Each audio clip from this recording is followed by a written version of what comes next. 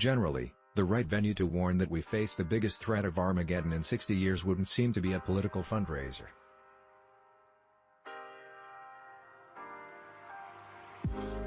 But for whatever reason, that's where President Biden on Thursday night decided to offer some of the scariest comments uttered by a U.S. president in decades.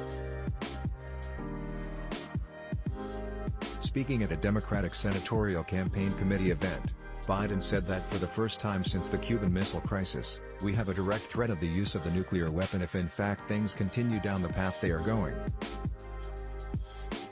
Biden has certainly shown himself capable of speaking unintentionally, or getting over his skis, to borrow a phrase, but he said a version of this warning not once, not twice, but 3 times. We have not faced the prospect of Armageddon since Kennedy and the Cuban Missile Crisis, he said.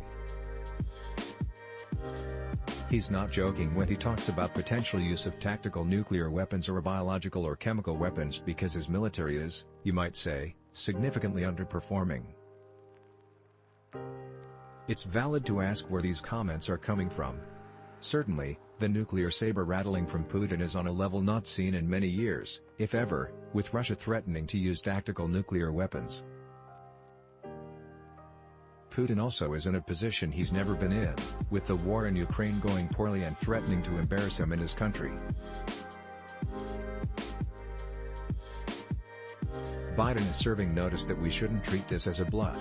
There is no example since 1962 that comes even close to the concrete threats that Putin has been making, said Paul Danieri, an expert at the University of California at Riverside on the relationship between Russia and Ukraine.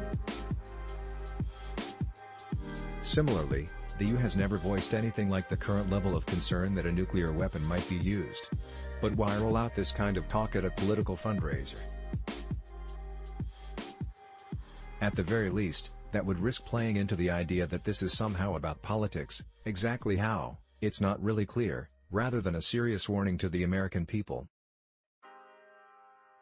If we take Biden at face value, though, that the prospect is something he truly fears, it's worth putting in historical perspective.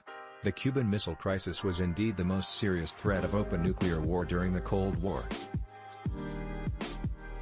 But there were many other scares, often because of mistakes or misinterpreted signals.